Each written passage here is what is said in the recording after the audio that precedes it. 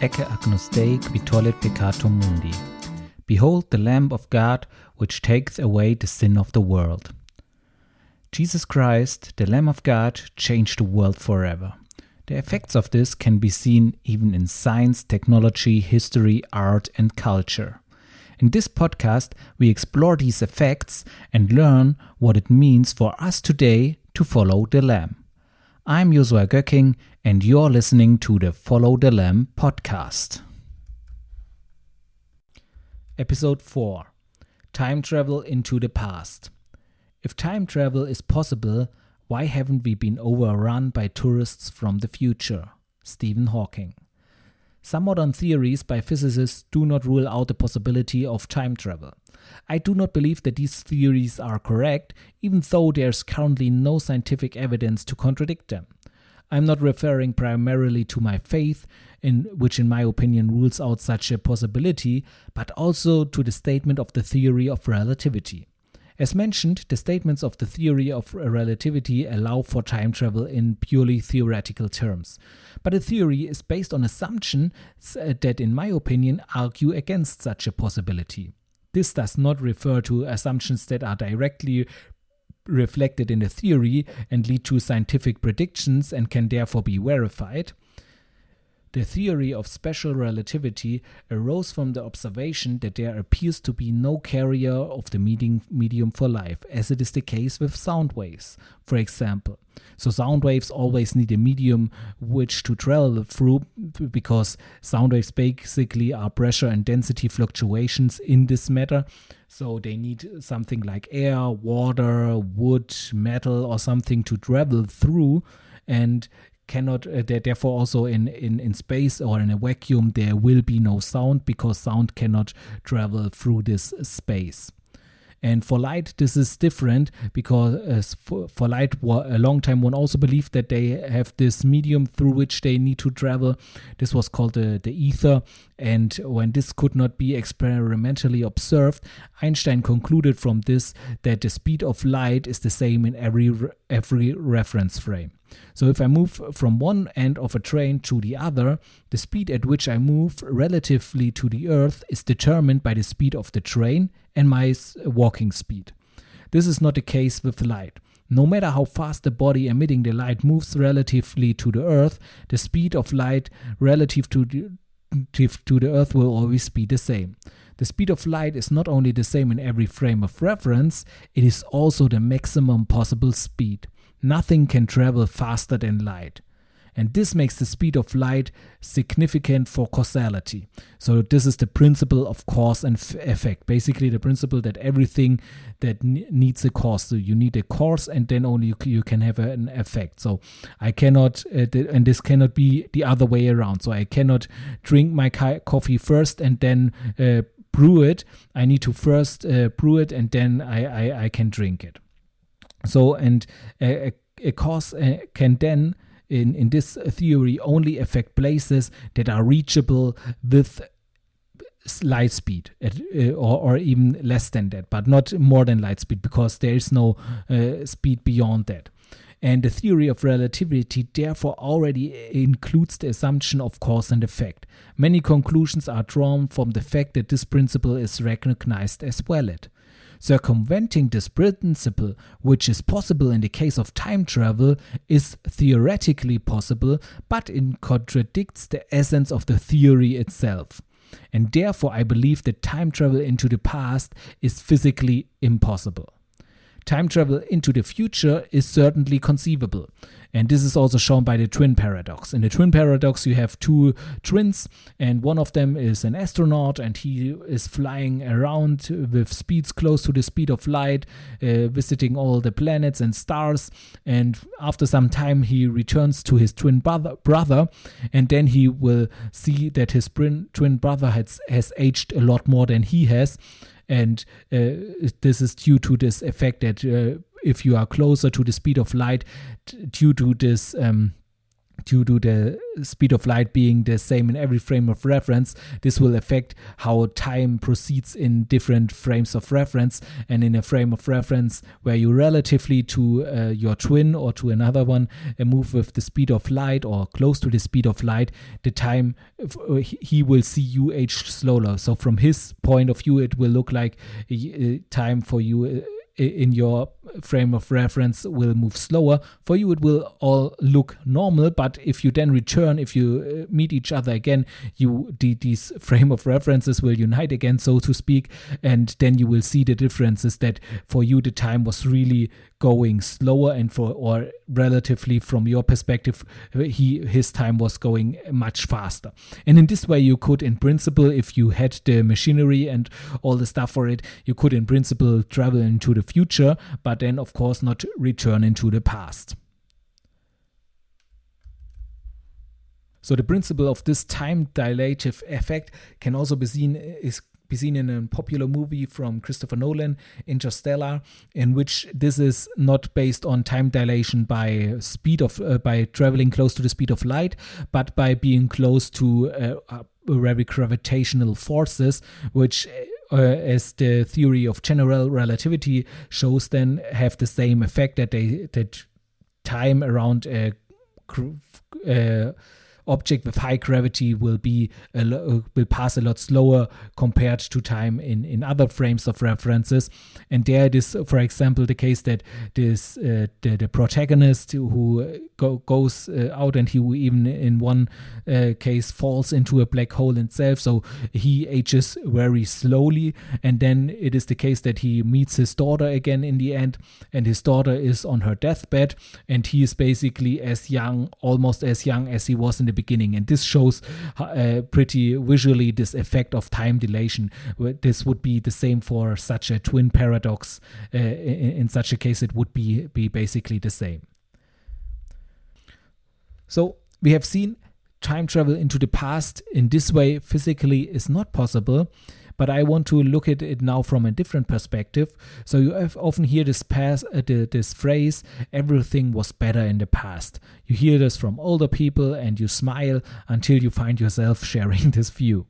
The feeling that times were better in the past has existed throughout history. It is often amusing to see how previous generations sensed catastrophes in modern developments that, as we know today, did not occur. Instead, one can point to many improvements brought about by some of these developments. So does everything always change for the better, and are those concerns unfounded? I certainly believe that in every era there have been circumstances, good and bad, that have been offset by new developments.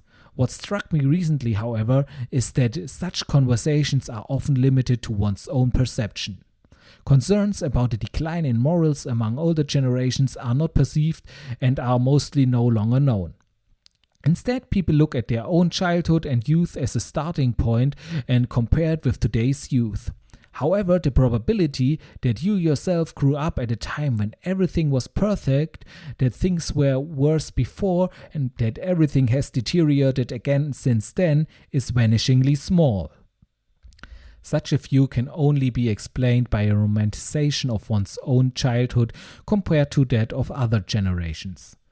So, is the recognition of social developments always due to an irrational nostalgia? If one's own experiences are the only points of reference, then yes. Nevertheless, some points may be accurate, but it is all impossible to recognize them as such and to determine whether one is perceiving the beginning of a trend or whether it began before one's own experiences. What can help is to look at the history books. However, these are usually limited to numbers, data, and facts that can be interpreted in different ways. Add to this the fact that most of history is written by historians of our time and thus also reflects our zeitgeist, and it becomes clear that delving into earlier times is considerably more difficult. Furthermore, these events provide only limited insight into the value systems of the time. Is there no way to draw conclusions about the changing times beyond one's own experiences? in the podcast episode, Is it art or can it be thrown away? So 2 podcast episodes back, we learned that art always claims to convey an experience. The more realistically this experience can be recreated, the better the artwork. What is the point of this?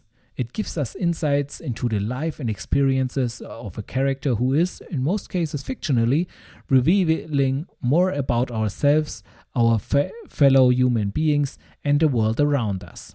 This can be very enriching even in contemporary art. If the literature comes from past times, it can achieve something that, if my assumptions are correct, is physically impossible, and journey into a bygone era. Thanks to the rich treasure trove of works that have been preserved over time since the ancient Greeks, we can look far back into the past and relive the experiences of people and cultures that have very little to do with our own. Anyone who reads Homer's Iliad will realize that the ancient Greeks valued honor beyond death much more than we do in our society today. Studying literature therefore offers a unique opportunity to immerse oneself in another time long before we were born and relive it from the comfort of one's own armchair. If these works of art accurately reflect the time in which they were created, that is, if they are good works of art, one can draw conclusions about whether and above all what was really better back then. In the case of Homer's Iliad, we can see the high value placed on fame and honor may have been excessive in view of the bloody battles of the time. Going deeper, one can argue that this was necessary because this life was the only thing that mattered. As a warrior, the likelihood that this life would last long was very low. Honor beyond death was therefore the only thing that mattered.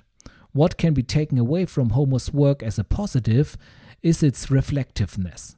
It is not a depiction of the Trojan War that portrays one side as only good and the other as only bad.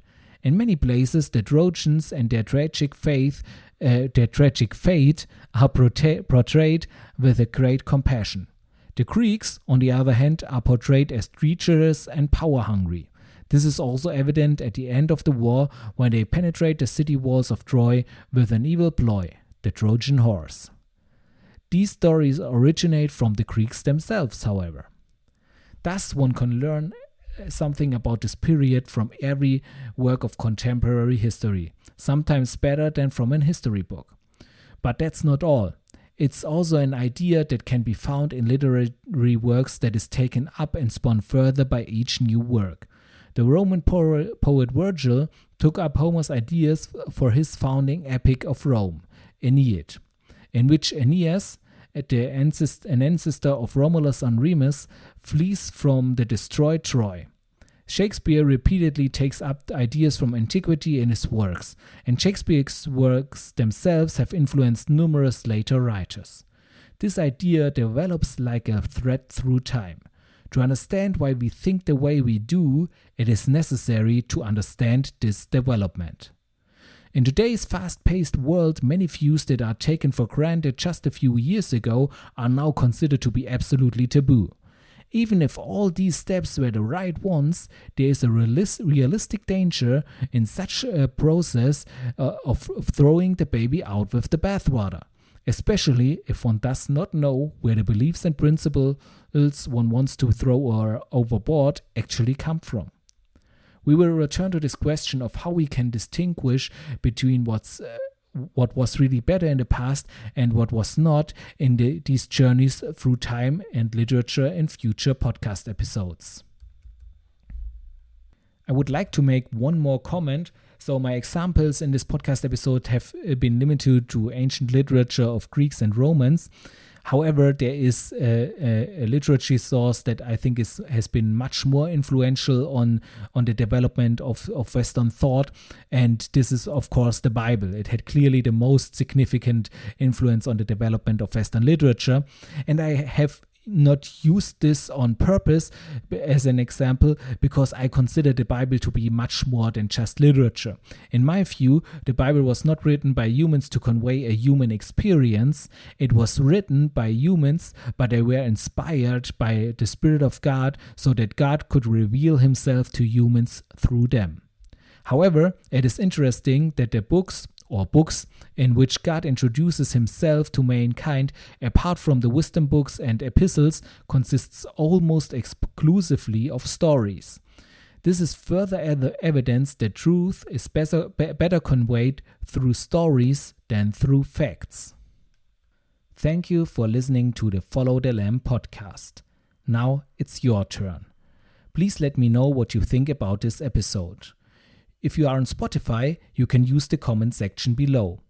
Otherwise, you can go over to my Substack, youfollowthelamb.substack.com, and there you find all the podcast episodes as articles, and you can read them again if you like, and also comment on them.